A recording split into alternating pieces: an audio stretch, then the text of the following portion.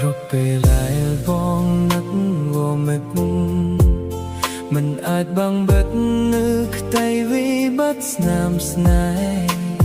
ចិត្តដែលស្មោះចំពោះអូនគឺនៅតែមានឥតកែប្រែស្មោះតែមួយប៉ុណ្ណោះ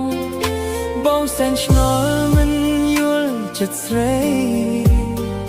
ហេតុអ្វីថ្លៃនាមព្យាយាមបងបំភ្លេចបងដោយឥតក្តីស្រណងបេះដូងរងគ្រោះព្រោះខកបំណង